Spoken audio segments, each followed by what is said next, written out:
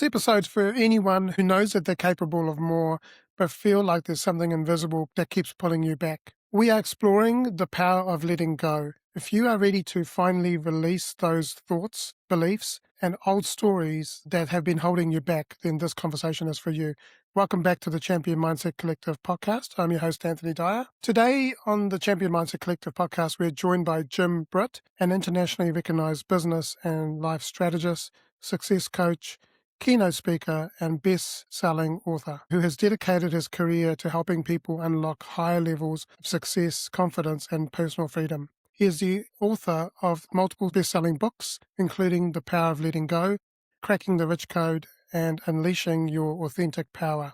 His work focuses on helping people recognize and release the internal blocks, emotional patterns, and subconscious programming that can limit their success in life, business, and money. As an entrepreneur, Jim has started multiple successful businesses, ventures, and has worked with corporations, business owners, speakers, coaches, individuals from all around the world. His message is practical, direct, deeply transformational. Success is not only about what you do, but about who you are programmed to believe and who you become. Jim, it's great to have you on the Champion Mindset Collective. Welcome. Hey, Anthony, it's great to be here. Thank you. You're welcome. I'd really love to explore your journey in life from childhood. We'd love for you to share that with the audience. Well, I'll kind of tell you what led up to me doing what I do now.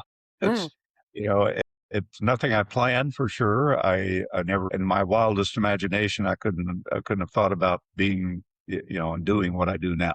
But I started out, as a youngster, we were very kind of poverty stricken. We didn't have money. We sometimes didn't have food to eat. Sometimes we had a roof over our head, but it leaked, when it rained. And my parents were probably the greatest parents that you could ever want.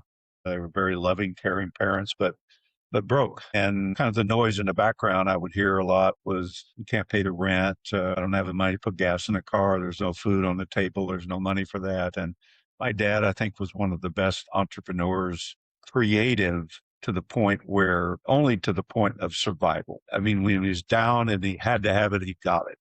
But it wasn't like if he'd applied that in a bigger way, he could have become, world famous. So the first 6 years, we didn't even have electricity in my home or homes. We lived in multiple places. And we had an outhouse instead of an indoor bathroom. Probably a lot of people can't imagine that, but we did. We had what's called a cistern, not a well. And the cistern was where water ran off the roof into this big tank. And we didn't purify it or anything. That's just what we drank. So that's probably why I have such a strong immune system today. I'm sure that it built something inside me. I don't ever get sick. I know that.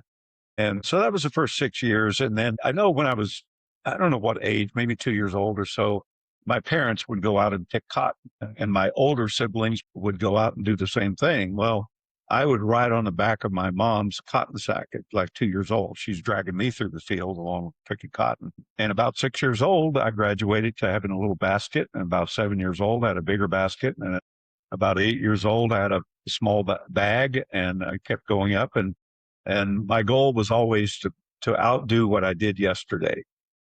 And even though I hated picking cotton, it wasn't something I loved doing. I always prayed for there would be dew on the cotton. So if it was a little bit wet, you had to wait for it to dry. So anyway, I did that for about, till I was about 12 years old. And then school was not really for me. I was okay, I think, up through about the 8th grade. And then when I went into high school, I skipped more school than I went. I just didn't like it, didn't feel like it was for me. And I got made fun of a lot because I only had a couple of shirts and they were pretty close to looking the same. And so people would accuse me of wearing the same shirt every day.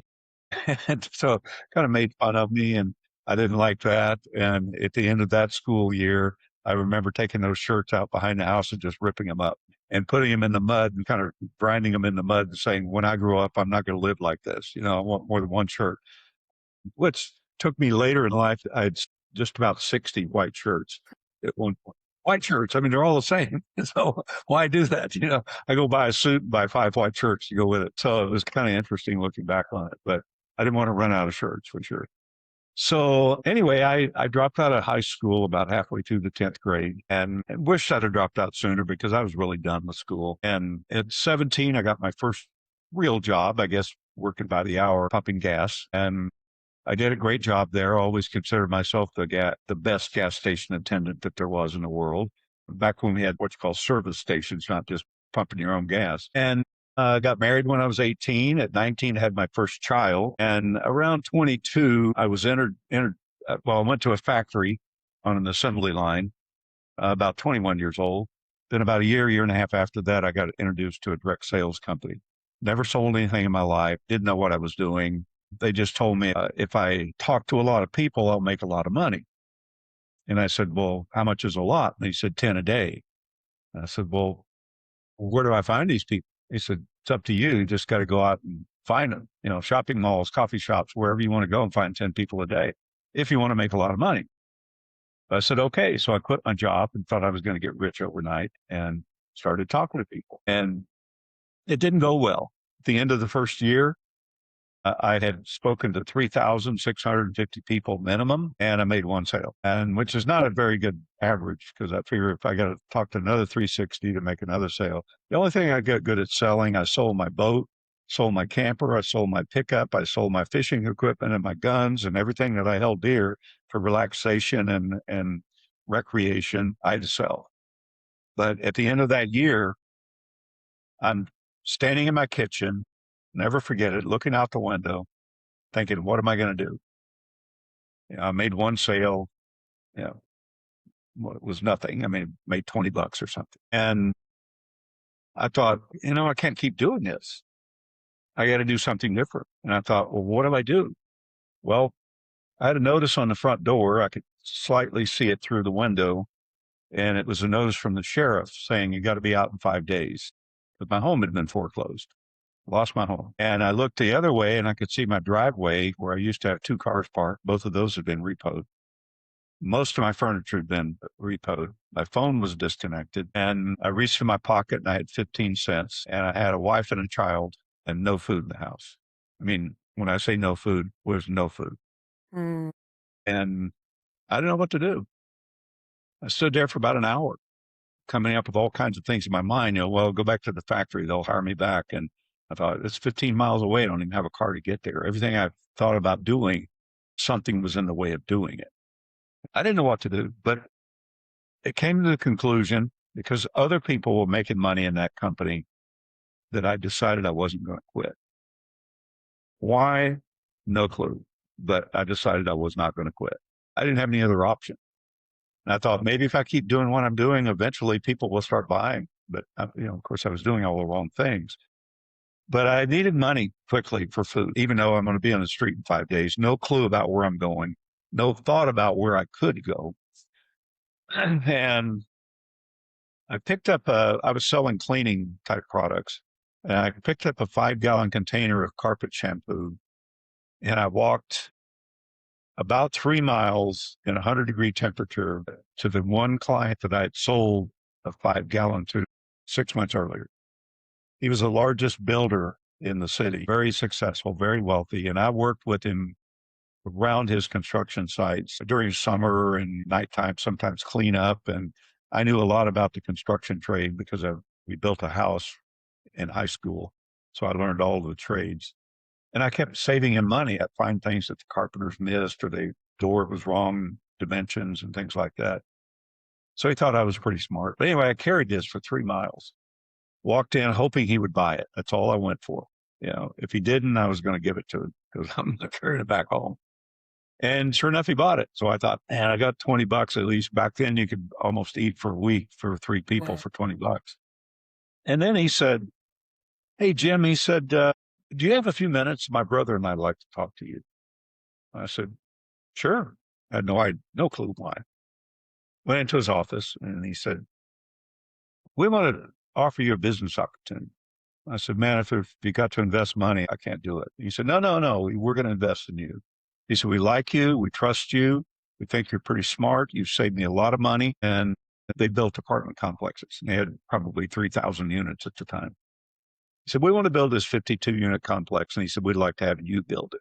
I said, well, what do you mean me build it? Because we want you to, we've got the property, we got the plans, we got the permits. We want you to take it and build it from the ground up. And I said, okay. I mean, my mind's going like this. I knew that the floor went in before the roof, and I kind of knew how to build. I'd never built a 2-story building before. I didn't think about it for very long. And I said, okay, well, how does this work? And what I meant was, how do I get paid? And he said, well, we're going to build in some incentives, but we'll start off paying you $300 a week, which was about what I was making in the factory per month. Mhm. And my mind is going, okay, I'm in. Just a $300 a week. And he said, well, furnish you with a car. He said, you can take the one that's out here now. It's a couple of years old, but he said, we're going to turn that one in and get a new one for you. It's a bit in our name, but you drive it. A new Impala, Chevy Impala. And he said, if you need it, you can have a 3-bedroom furnished apartment, which is everything I needed. I had $20 in hand. Now I got a car to drive. I got $300 a week coming in and a 3-bedroom furnished apartment. Talk about getting excited. My wife was excited about that. And he said, it takes about 14, 15 months to build this place, roughly. And he said, if you build it in that length of time, you've made $300 a week. We might do another one. He said, if you build it in 12 months, he said, you're going to get a $60,000 bonus. He said, it's not likely, but every day you go after 12 months, you lose $1,000 a day until the bonus is gone. So if you go to 14 months, no bonus. You go to 13 and a half, you get 15 grand. But, 15 grand sounded like a fortune to me. He said, and we know percentage wise how much theft and waste that we experience in a project like this. Anything you can save us, you get half. I didn't know what that even meant at the time. Mm. And he said, and if you build it less than 12 months, he said, which is almost impossible. He says, every day you finish it up with carpet in and the fixtures in, every day prior to 12 months, we'll add another 1,000 a day. So I accepted it. I drove the used car home. My wife was excited. I took the plans with me. I had no clue what to do, really. I knew I would figure it out. Rolled out the plans on the kitchen table and we're going through them, just kind of thumbing through the pages. And I saw that he gave me a list of contractors. One framing contractor, one cement finisher, one electrician, one. I'm looking at it and going, well, there's 8 buildings on this property. Why do I only have one contractor? And I thought, no, I'll use that contractor, but I'm going to hire 7 more of each of these. So instead of building it like it normally goes up like this, one's got the slab in and the other one's the roof's going on it. I just went up like this. Wow. With 8 contractors. Long story short, I built it in 8 months. Wow.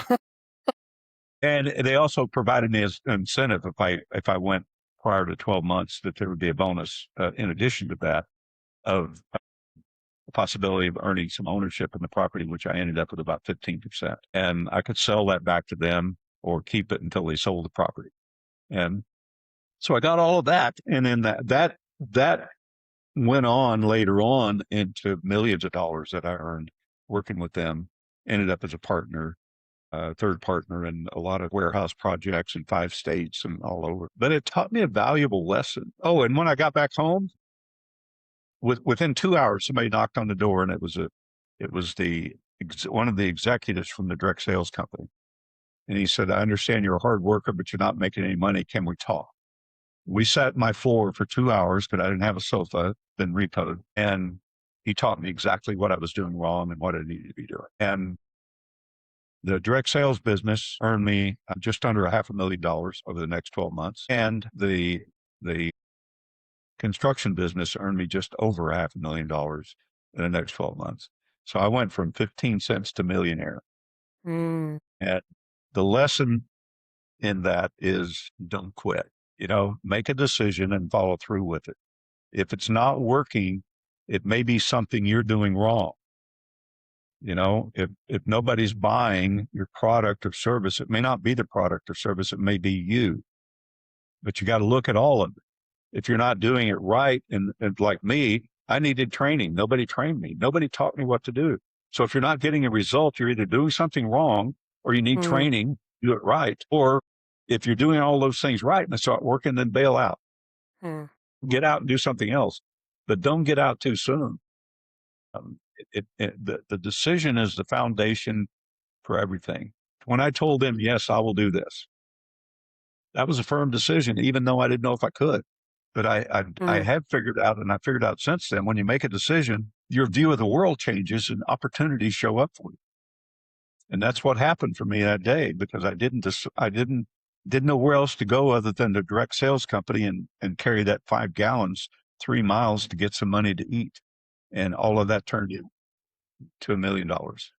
wow. That's how it all started. Long way of telling you. And the best thing that came out of it wasn't the money, how I got into the speaking business 45 years ago. Jim Rohn was the trainer in that direct sales company. And Jim and I had become good friends, and the company closed down a little while after that, and we ended up in business together. And that's how I ended up speaking. It just phased me into speaking over time. And here I am 45 years later, presented over 4,000 events in 31 countries, and still here. Yeah. Yeah. I've heard that story from similar sort of thing with from Tony Robbins around he had no money and then all of a sudden, life changed for him as well. So like you said, don't give up, just keep going at it. But if you find after a certain amount of time you're not going anywhere, then you do need to pivot and do something different. Well, And Tony worked for me for 5 years. yeah, And so Tony came to us when he was 17, and we wouldn't hire him. But come back when you're 18, which he did on his 18th birthday. And then, and I think he was living in his Volkswagen van or sleeping in yeah, somebody's bathtub or some crazy thing. And then I said, well, you got to go through all of the programs that we have before you can work for us, because you got to know what you're selling. He said, how much is that? I said, $1,180 back then. And he said, I don't have that amount of money. I said, well, come back when you do. And he left. Came back the next morning with $1,180. And I said, well, where did you get this money? He said, I went to the bank and borrowed it. I said, you borrowed $1,180? He said, yes. I said, the banker loaned you that. He said, yeah, I told him I wasn't going to leave until he loaned it to me. And yeah, Tony at 18 was already 6'7". So yeah, I'm 6'4". I got to reach up to the guy. But yeah, and then I saw him when he left us and went out on his own after a few years. Well, he failed a couple, 3 times, but the guy just would not quit.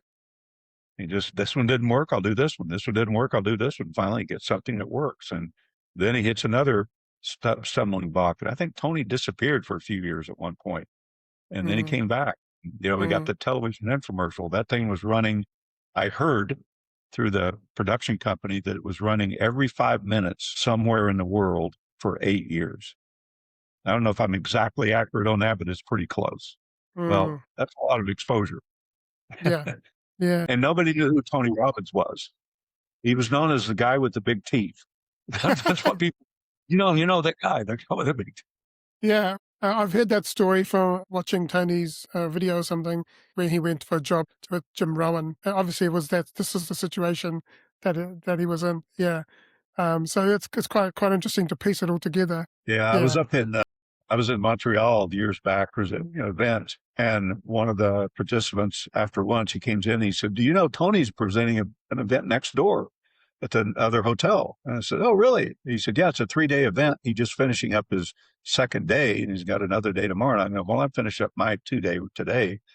And I thought, well, I'll go over there and say hi to Tony. So I go over there the next day, and I get there. It's like they're on a break or lunch or something, and I go to walk in the room, and the guard stopped me. He said, "Dad, you can't come in." And I didn't have a badge or anything on, and I said, "Well, I'm a friend of Tony's." They said, "Yeah, everybody's a friend of Tony's. You're not coming in." I said, "No, man." I said, "Tony worked for me way back." "Yeah, yeah, right."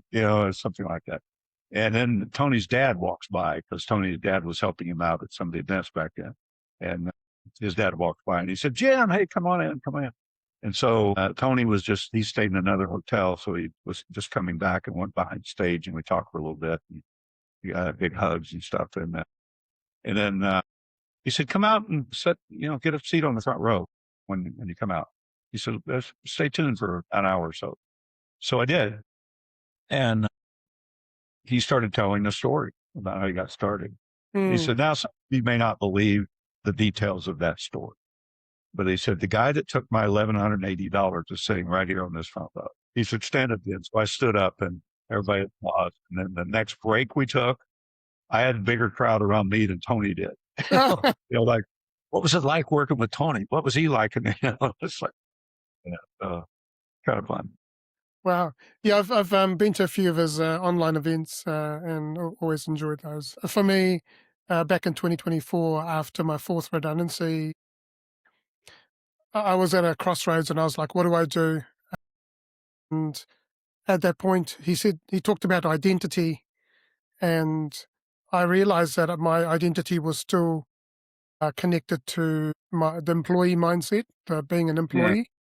Mm-hmm. And as soon as I shifted that from an employee to a business owner, everything changed. And so, yeah, Well, it has to change. it has to change. Yeah. If nothing Otherwise, changes, nothing changes. Yeah. it's right. Exactly. Yeah. Yeah. Jim, was there a moment where you realized success was not just about strategy, but it was also about the mindset and your inner programming as well? Well, I'd say that's the biggest strategy and the best strategy, or it could be the worst strategy that we have, is the mindset. Because a lot of people go into business and they come in and they set goals about what they're going to do 5 years from now or 3 years from now or whatever. And they have their goals all written out and up on a vision board and all that stuff, but they haven't bothered to make a firm decision as to what they're going to accomplish. And the decision is the foundation. It would be like building those apartments without a cement foundation. It wouldn't last long. And the same thing with business or even life, anything in life. You've got to decide what you want, and you've got to make it so firm that nothing less than that will do. And people say, well, if you got a really big goal, how many people would you talk to every day? And I said, I would talk until I'm exhausted. That's how long I would talk. If you've got something really you want to accomplish and you've made a decision to have it, because at one point, everything's going to open up. Because what happens when you make a firm decision, it creates a mindset. And the mindset determines how you show up to the world. And it determines how the world shows up to you. So you show up, and it determines how those in the world show up to support you. See, if you haven't, let's just use an example. Somebody wants to make $1 million this year or become a millionaire, whatever. That's not much money this count, but let's just say that that's what they want. A lot of people will say, I'm going to make $1 million. Well, let me figure out how to do it first. No. The way to do it is make the decision you're going to have it. And once that decision is made, your view of the world changes and you see opportunities you would never have seen before. Because opportunities are already there. People say, well, I attracted them. No, you created them. It's not the law of attraction. I don't really believe in that. I believe it's a law of creation, that we see and experience what we feel inside and what we've decided to see, and what we believe about ourselves and believe about world and believe about money. That's what we see and experience. And the decision is what creates the belief, really. But how we get programmed, though, you wonder why 80% of the population don't follow through with what they say they're going to do. I mean, literally. And all of us have something in our life probably that's kind of that 80-20, that we were going to do this, but we haven't. But so many people, when you think about business success or financial success, 80% will not follow through. And you can see it in other ways. Somebody wants to lose 50 pounds. They go on a weight loss program at January 1st. By the 15th, they quit.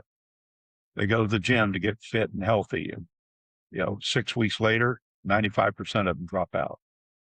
So, it's that foundation that we need, but we're so afraid of making a firm decision because it may not work out. And if it doesn't work out, now we set up a fear. We create the vision of what we want, and we create a fear in our own minds to keep us from it. So we're already off track. But what causes that, Anthony, is something I discovered about 35 years ago. Is a child, when they're born, for the first 6 years of life before they have responsibilities going to school, they want to be happy. They want to have fun. They want to learn new things. They want to be loved, and they want to feel safe and secure. And the reality is all of us want those same things. Mm-hmm. And the reality is that we all had those things at one point. When we're born, we have that in our DNA, and then we get programmed out of that. And then as an adult, we're all searching to get back to that. That's what we're all looking for, is that peace of mind, that fulfillment, that happiness, that joy, that, what we had when we were a child, that everything was miraculous. One of my grandsons, he's 4 years old. He said, Grandpa, he said, do you know how many species of parrots there are in the world? I said, no, I don't. He said, there's 152. And he started naming off like 12 of them at 4 years old. I'm going, how did you learn that? Well, my dad sits with me with an encyclopedia and we talk about it. Wow. And he has all kinds of other stuff like that. His face just lit up like, wow. So it's pretty amazing. It's like Jim Rohn used to say, guy goes, well, I can't afford to have a pool in my backyard. It costs too much. And the child says, well, why can't we have two of them? One for my sister and one for me. They don't know. But in the first 6 years of life, everybody doesn't experience those five things. They may get part of it. Some kids grow up in orphanages, foster homes, not knowing if they'll ever have somebody to love them. Really, they get abused verbally, physically, emotionally, sexually. Some of them watch one parent abuse the other one. What does a child do with those experiences? Mm. And the reality is they learn to suppress them and when you suppress it, it never goes away unless you know how to make it go away. So they suppress it, but when you suppress it, you can't quite get back to being as happy as you were because you got that inside too, mixed up with your wanting to be happy and all of the joyful stuff. Then you see kids acting out, and you see them in school breaking up in little groups, and one's alone over here because they're afraid, to talk to anybody because they get rejected. You got the joker that wants all the attention. You got the bullies. You got, all kinds of little cliques and groups that we all remember in high school. But let's say a child doesn't get the love and attention they feel like they deserve as a child for the first 6 years. What would that look like as an adult? As it changes faces, you have no clue because the child has no clue. They have that belief that they've developed in that first 6 years, a core belief about life and about themselves. It might show up in somebody not being successful in business because their self-worth is not high enough. It might show up, financial struggles. It might show up somebody overeating because they get their pleasure from that. And also they don't care if they gain weight and not being appealing because nobody loves me anyway. It doesn't matter. It might show up in a series of short-term relationships because they don't feel worthy of being loved long-term. They break it off if it gets serious. It might show up in a string of one-night stands because they feel like they're temporarily getting love and attention. Worst case, it might show up as a victim in an abusive relationship because they're desperately seeking love. And that's a perfect match even. You got one of them that's desperately seeking to be in control of their life, and the other one is desperately seeking attention, which is perfect match. It doesn't look so perfect when you see it, but it is a perfect match for them coming together. So anyway, when I saw that, I thought, well, I think I see the problem of the 80%, and sometimes it's one portion of most of our lives in some way. We have something that's not working. And I thought, well, they developed that core belief. So how do I help them discover what that is? And that didn't take me very long because I'd been coaching people about 5 years, and before coaching was even a business. And I was good at asking questions and listening. I just had to ask deeper questions and listen deeper. So I got that pretty quick, just within a few coaching sessions with a couple of people. And then the next step was what's that belief made of? How do you get rid of it? And I was thinking, what is it made of? We hear speakers talking all the time about got to change your beliefs, put a new belief in where the old one is. Well, that's one thing to say that, but how do you do it? So I was reading a book back then, and I can't remember the title. It had something to do with energy. It might even been the title of the book, Energy, or something like that. But I started reading the first page, and it said everything's made of the same energy. And when I read that, I said, come on. No, it's not. A rock is not the same energy as my skin or the same energy as a piece of paper or a tree. It's different, different density. And then the next paragraph explained that it is all the same energy. It's made up of molecules and atoms and protons and neutrons and particles and energy. Mm. And it's all the same. And we're in partnerships with that energy. We can create anything we want with that energy. Like somebody created this mouse. Mm-hmm. Probably didn't call it a mouse when they created it, but then it became a mouse. I don't know, but it became energy as my skin. So just a different format. When you look around the Mm. room, there's hundreds of things within sight that it is the same energy, which is kind of weird when you think about it. But Yeah. when you think deeper on it, it's the same stuff. Mm. We get to create. If you believe that God created us, then God created trees and rocks and all those kind of stuff, but then created us. We choose to take care of our energy. We got Yeah. 75 trillion cells in our body. We're the CEO. You get up in the morning, talk to them. Say, hey, it's your job to keep me healthy and vibrant and feeling good. Go to work. Yeah. Yeah. Go. This God said, then belief must be an energy. So it is. So that made it easier for me to figure out how to let go. And that's where my program, The Power of Letting Go, came in 35 years ago. And it's been a huge seller ever since because it gets so much results so fast because Mm. people discovered that they are truly in control of what's holding them back. They didn't know. Mm. They think, somebody that's overweight thinks that, oh, that extra weight's hanging on to them. It's not. They're hanging on to it. They think that all of these circumstances were created to punish them. It's not. You put yourself in that place. Some people think God put me in there to learn a lesson.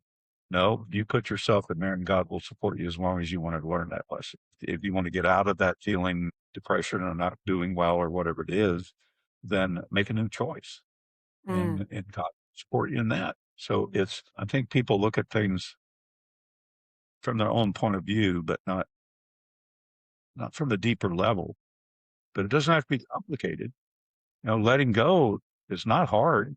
Well, let me say this. It's simple, but it's not always easy, but it's a choice. Letting go requires intention, willingness, and commitment. You got to intend to let go. You got to be willing to let go, and you got to commit to lay it down and let go. But here's the key. Hanging on to it requires intention, willingness, and commitment, the same three things. Same So thing. if you're hanging on to something, you're using the same three components in reverse Mm. because it's a matter of putting it down. If you're carrying a book around with you, does that mean you need to carry it the rest of your life? No, you can lay it down. If you got hurt in the past for whatever reason, a breakup in a marriage or something like that, that doesn't mean you need to carry that pain with you for the rest of your life. Let it go and move on. Because when you let it go, it creates a space within you to be filled with something more productive and better for you. Mm.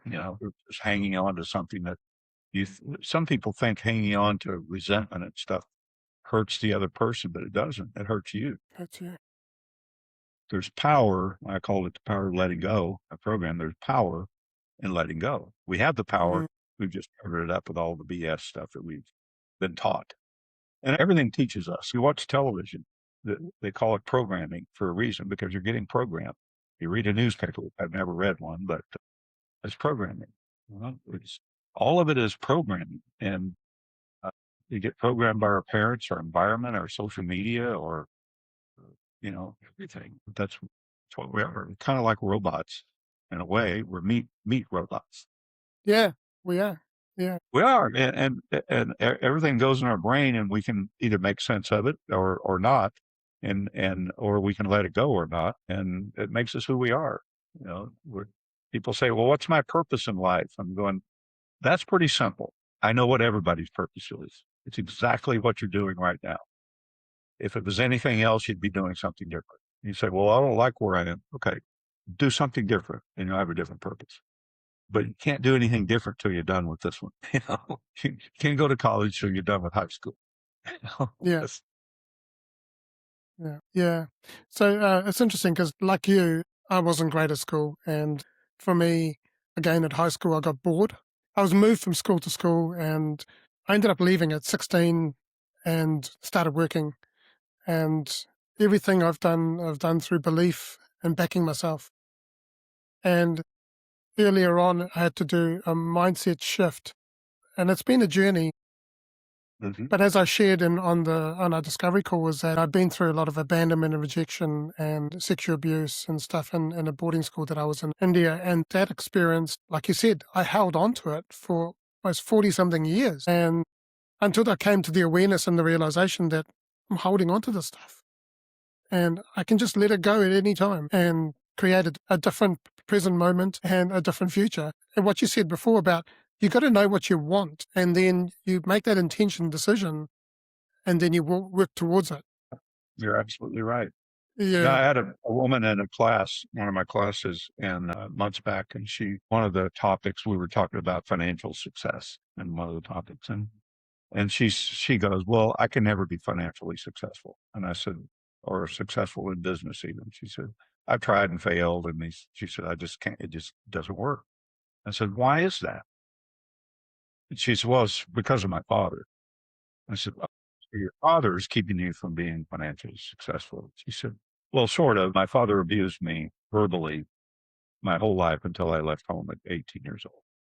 I said, "Well, how did he do that?" And she said, "Well, he would put me down saying, you'll never be amount to anything. I don't love you. And my siblings, he took care of them and did things for them, took them for ice cream and stuff like that." And he said, but just really just kind of pushed me around. And as I got older, he'd tell me I'd never amount to anything. You'll never be successful with anything. You'll never measure up to your siblings. And I said, "So it's your father then, right? That is a reason you can't be." Yeah, yeah.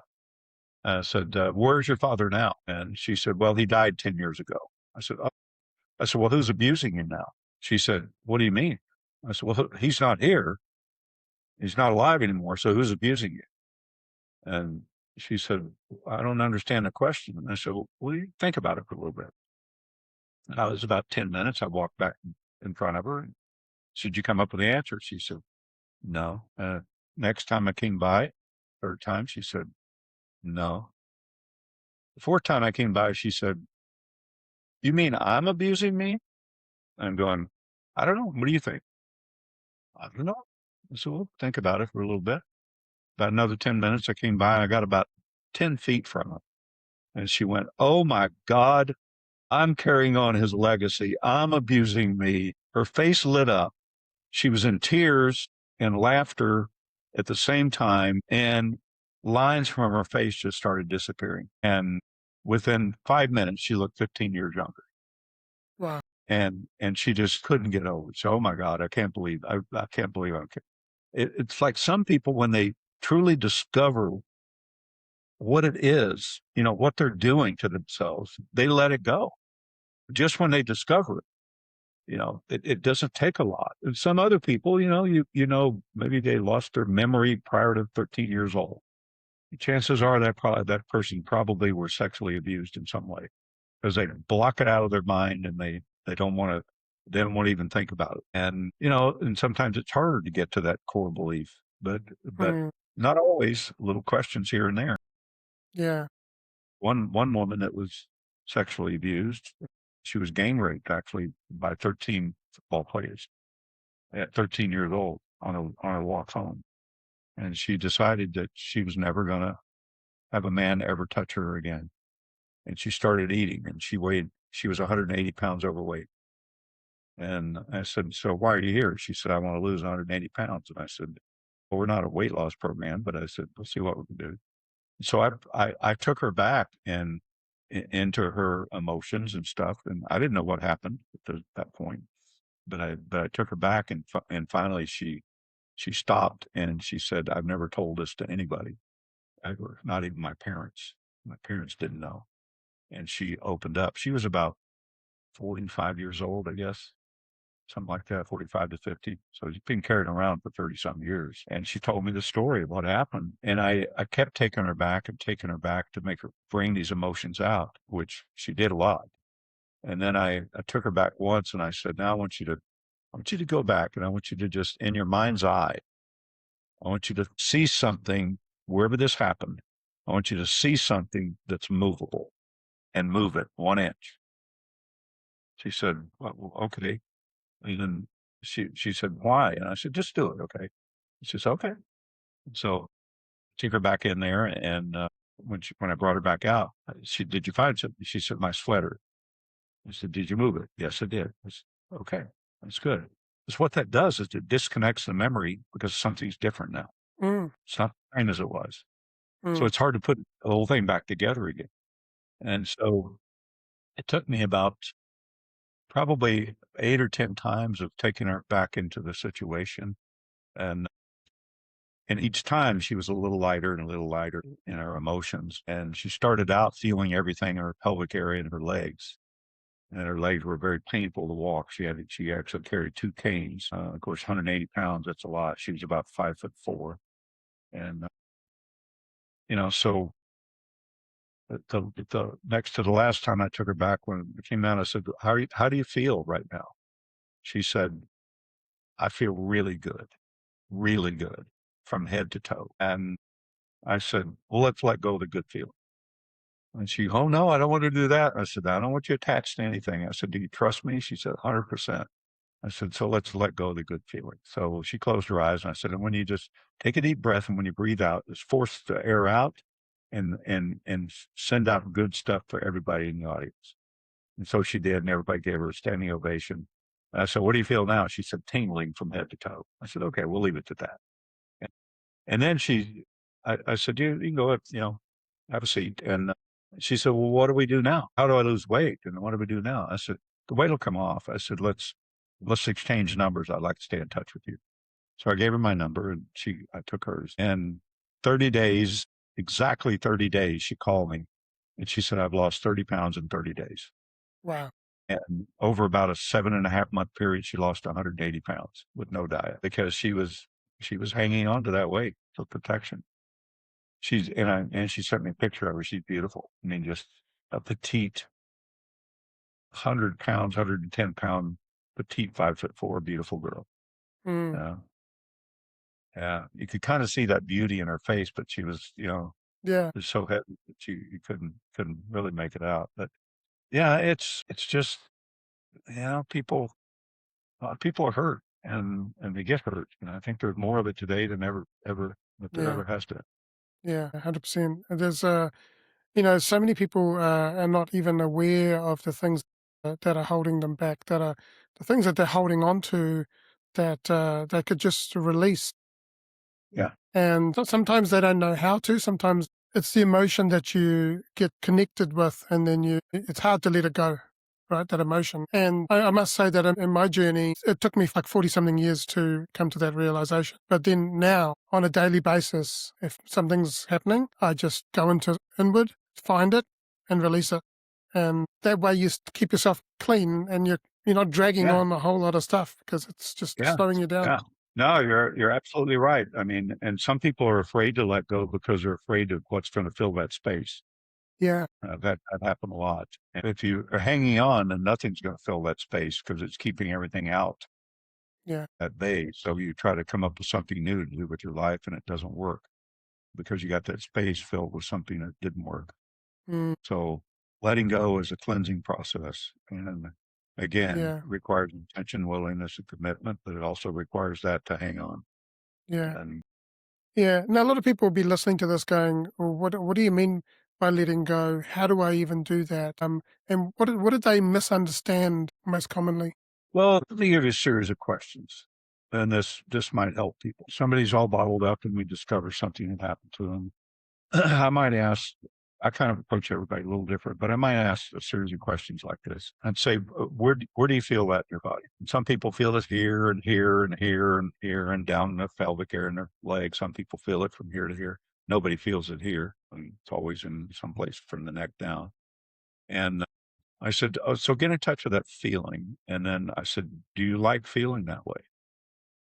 Well, no. So can you, based on what you told me that you wanted in your life, does having that feeling, hanging on to that feeling, help you get there? No. Can you see any reason to hang on to it that's not stressful or harmful to you? No. Do you really want to let it go? And if they say yes, if they say no, then there's not much you can do because that's their choice. But I said, if they say yes, I do want to let it go. I said, next question is going to be a little harder for you. Are you willing to let it go? And the next question after that's going to be a little bit harder even. I said, are you willing to let that go? And they're already in tune with that the feelings, and it's coming up already. It's moving. Every one of those questions moves it a little higher up in the body.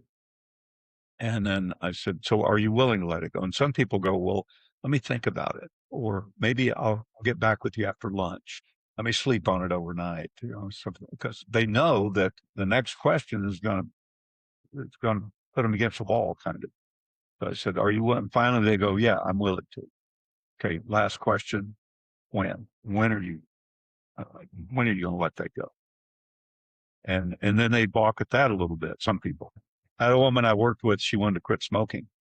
I'd never done it before. That she was in one of my classes. She said, and I knew she was like a chain smoker. I'd see her on break, and she goes outside and she's smoking like crazy.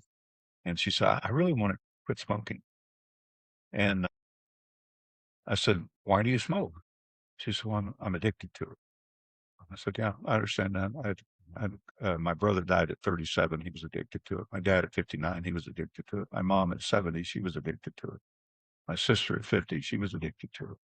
I said, how are you going to explain how would you want your kids to feel if you could explain to them how you died at 50 years old and let them motherless? She goes, whoa, that's brutal. And I said, no, it's reality. It's reality. The chances of you living that very long in today's society and what you're putting into your lungs.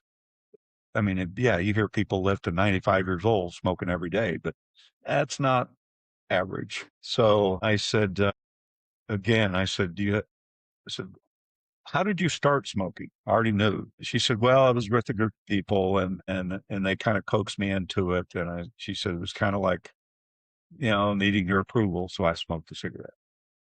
And because everything starts out either need for approval or control. And so they're trying to control her. She lights up and for approval. And before long, she's addicted to it. And she kept smoking. So I said, after the questions I asked her about her family, I said, can you think of any reason that's not harmful to your health to continue smoking? No. And I asked her the same series of questions right down to where I said, do you want to let it go? Do you want to quit? She said, yes, I do. I said, are you willing to? Or she really balked at that one. And then I said, when? And she said, right now. I said, okay. And she said, that's it? I said, yep, that's it. So I watched her. We took a lunch break and I watched her go outside. She picked up her lunch, little sandwiches, and went outside to a table of 3 or 4 people. And she was eating her lunch. And as soon as she finished her lunch, of course, the smoker wants to smoke right after they eat. So she ate her lunch and she reached in her purse and pulled out a pack of cigarettes and pulled out one, put it in her mouth and lit it. And she took one puff off of it. She looks at the cigarette and she blows the smoke out and kind of wipes her mouth off, threw it on the ground and stepped on it. And I watched her do the whole thing. And she came in and shared with the group and she told the group what happened. And she said, that cigarette tasted so nasty. She said, I can't even believe I've had one of those in my mouth, that breathing into my lungs. She said, I will never pick up another cigarette. And the broke her. And she's never smoked since. So it's just reality checks. One of my uncles, he died young too, smoking. I think everybody I grew up with smoked. Mm. He used to, every time he'd light up a cigarette, if anybody was around him, he'd go, well, another nail in my coffin. It's just, he knows it's bad for you. He's trying to justify it as a joke, yeah, it's interesting what we do to Yeah. ourselves. I And was 13 years old when I started smoking, and I remember my dad found out, and he got the packet and he said, "Right, you're going to smoke the whole lot right now." I was like, "Okay." But 3 years later, what I did was I put it in my locker at work because I was working in a factory, and opened the locker. Each time I opened the locker, it was there, and I just got sick of looking at it. So I picked up the whole packet of cigarettes, chucked it in the bin, and never touched it ever again. Yeah. Well, I smoked one time, and my friend and he bought a couple of corncob pipes made out of a real corncob and hollowed out. And he said, "Let's smoke." And I said, "Smoke what?"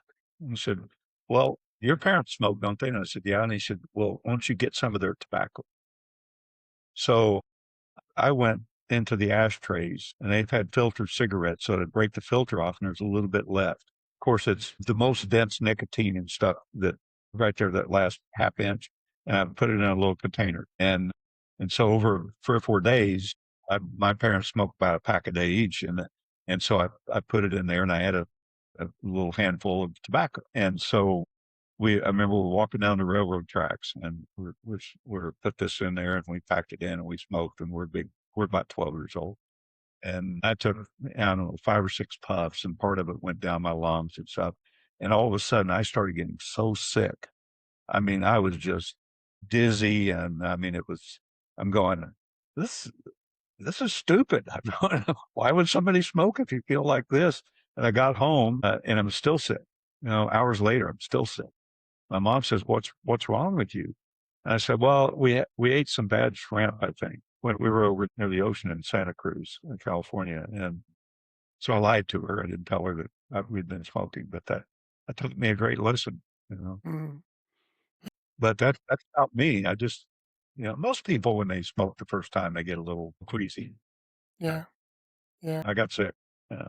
Jim, you've written that book, The Rich Code. A question for you is around how does the money mindset connect to the personal power and self-worth? Well, there's two sides of it. One side is you have to make the decision that you're going to do something that doesn't allow for retreat. At the same time, you've got to stand guard at the door of your mind and be self observant Hmm. and ask yourself, moment to moment, is this action I'm taking move me toward what I want or away from it? Success at anything is that simple. I don't care if you want to lose weight, get healthier, make money, have a better relationship. It doesn't matter. The same thing works. We don't live in a gray world. It's either taking you where you want to go or it's not, period. You want to lose weight? I had a woman said, "Well, I want to lose 50 pounds, but I like eating a Big Mac once a month, maybe twice." And I said, "That's okay. But is that taking you where you want to go?" She said, "Well, it's not that much." And I said, "It's either black or white. Is it taking you where you want to go or not?" She finally says, "Well, no, but I still want to eat it." And I said, "That's up to you. It's not up to me." I said, "But everything you do has a cumulative effect. Everything." I said, "The more you do it, the more you want to do it." Just like an alcoholic saying, "Well, I'll just have one drink." No, you'll have one drink today, but you'll have two tomorrow and six the next day. So yeah, the mind and the emotions connect together. Of course, you want the positive emotion that helps to keep you inspired and create passion that's going to move you toward what you want.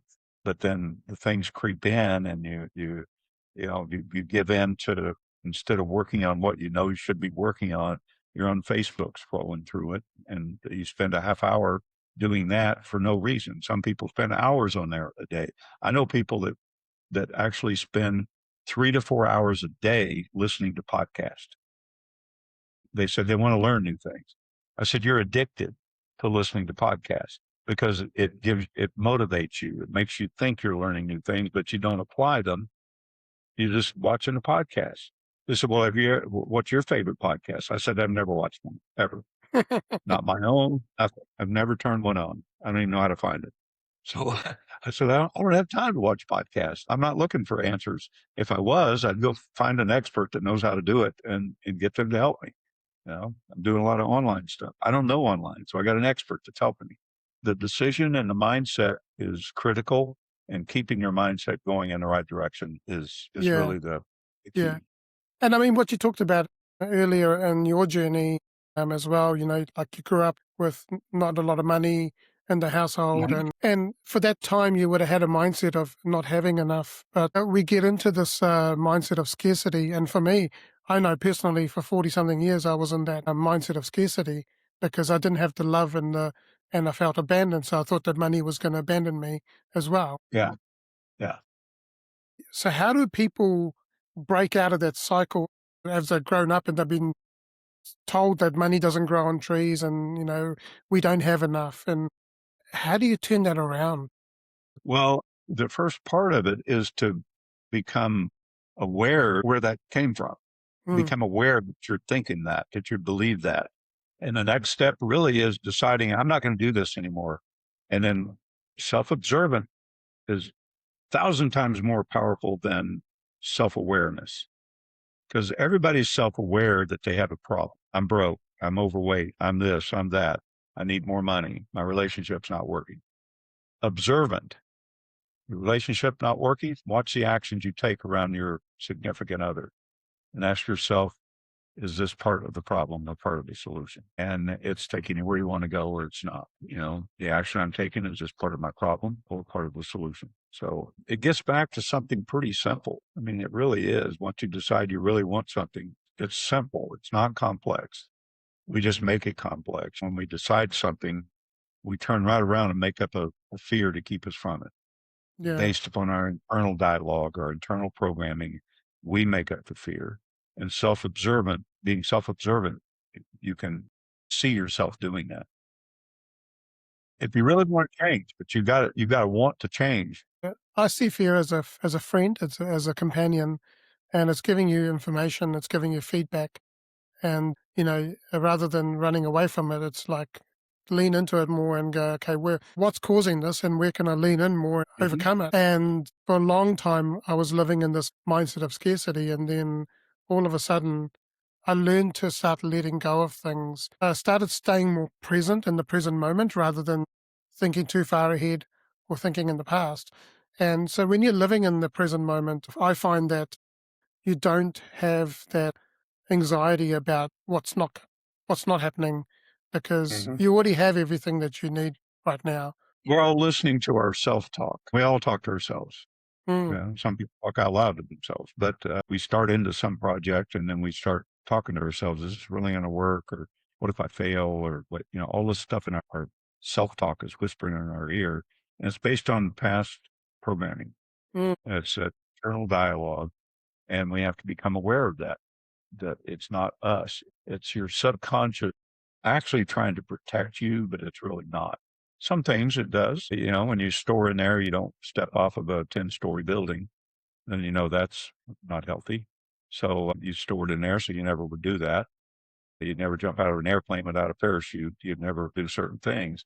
So we learned that growing up, but we have so many things that's happened to us over our lifetime that's stored in there. And every time you go to do something, then that subconscious is going to pop up with the program and say, well, what about this? I'm going to be successful here. Well, what about the last 10 times you failed? And then you start going through that. What's this, and sometimes you do, or sometimes it just pops up. And, so it's becoming self-observant. mm, One night, my wife and I were having a conversation, and we rarely ever have even a disagreement, like an heated moment. But this one was getting more heated moment all of a sudden. She was preparing dinner, and I was sitting at the bar just talking, and it started to escalate. And I caught myself, and I said, "You know what?" I said, "I love you too much to have this type of conversation." And it was almost like she just went, "Wow." I mean, it's almost like I slapped her, but I didn't. She just, a reality hit her and she calmed right down. I calmed right down. We had a mm, conversation about it. That was it. yeah, That could have gotten into an argument. And then we ended up talking to each other for the evening. yeah. So you got to take your part and stuff. If you got conflict with another person, it takes two to have a conflict. But the reality is the only conflict is self conflict. It's not really about the other person. It takes two to have the conflict, but yet there's only one conflict and it's inside you. That's the only one you can deal with. You can't deal with somebody else's conflict. Exactly. Are you the one feeling the fire? Yeah. Yeah. Got to look at yourself as well. Yeah. And Yeah. also, I was going to say that where your attention goes, your energy is going to flow. And No doubt. for someone who's feeling like they have been running an old program, hitting that invisible block, what is one key message that you want them to take away today? about building a champion mindset through the idea of letting go? Well, I think first of all is to clarify what you really want. And some people think they want certain things. Some people say, I want to make $10 million or whatever. I used the example one time. I said, let's say that I wanted a chauffeur driven limousine. I don't, but let's just say I did. Why do I want that? And I might think, well, it's practical. I can get back and forth from the airport without taking a cab or taking a Uber or driving myself and worrying about parking and come up with all the reasons. Or it might be that, well, I'd look good in that limousine, being chauffeured around. And I'd say, no, and then I maybe ask myself, why do I want to look good to others? Well, I want to look good because I want to be noticed. Why do you want to be noticed? Well, you want to be noticed because you want more friends in your life, want more people around you, want more people. Why do you want more people around? I want more people because I want more close friends. And why do you want more close friends? Well, because I want more love in my life. And why do you want more love in your life? Well, I want more love in my life because I remember when my mother used to pick me up when I was about 3 years old and walk me in her arms and give me a kiss on the forehead and tell me she loved me. That's really what I want, which is a long way from a chauffeur-driven limousine. So clarify the essence of what you want. The pure essence. Do you really want that limousine? Do you really want all that money? Do you really want that fame? Whatever it is, there's nothing wrong with any of it. It's just, if it's wrong for you, then there's something wrong.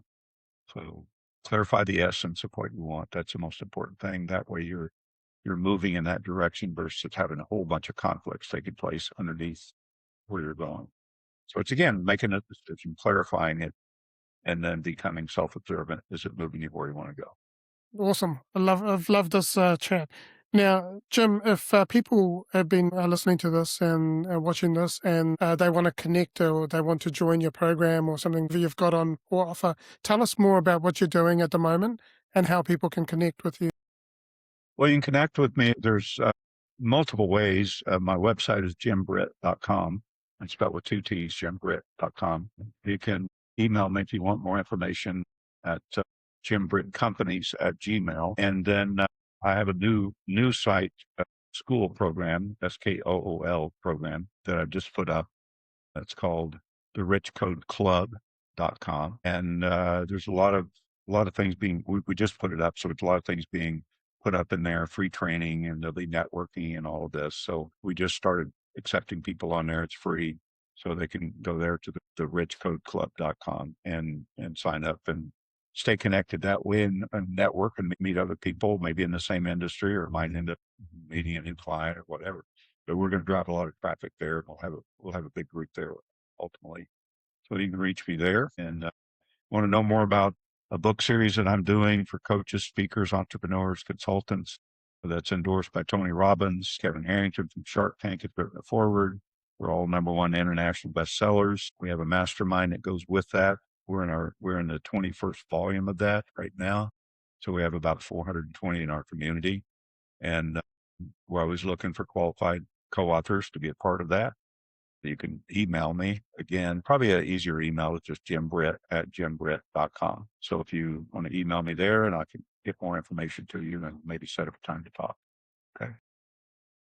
Sounds great. So we'll put those links in the show notes, but also there's a page dedicated on the Champion Mindset Collective website, and it will have all of the details of everything on there, including an article, the videos, and a practical guide, which is distilled down from the article. It's a 3-page PDF that people can download, and everything we've talked about will be condensed down in there so they can just literally take that with them and start applying those principles in their lives now from what you've Awesome. shared today. All And right. that's free. Now, Jim, we've got 6 really quick questions, and you can answer these in a single word or a short sentence. And the first question for you is, how do you define success, and has that definition changed for you over time?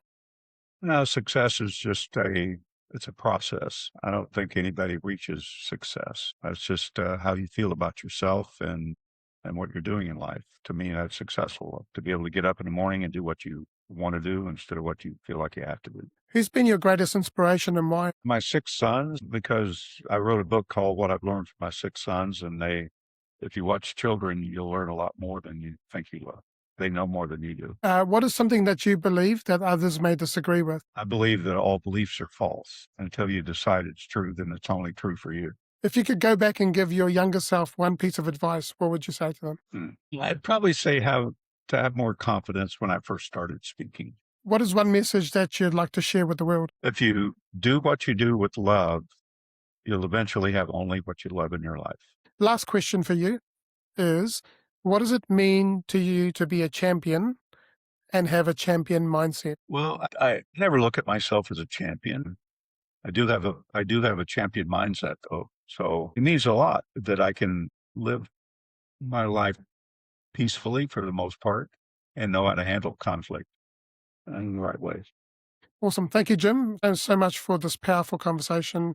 I think a lot of people will connect with what you have shared today about letting go and reclaiming the power. So thank you for your generous insights and your wisdom. To everyone listening, if you're wrestling with your old beliefs or feeling stuck, I hope this conversation is going to give you some practical steps and a fresh perspective. Remember to subscribe to this episode and share it with someone who needs to hear this as well. And check out the resources on the Champion Mindset Collective.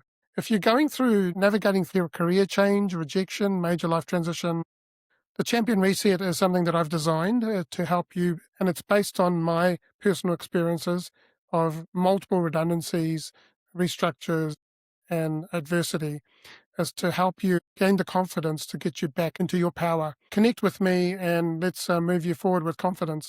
Thanks for being part of the Champion Mindset Collective. Lastly, I just want to say you are loved, you are worthy, champion your life, champion your greatness, and have an amazing day. Thank you, Jim. All right.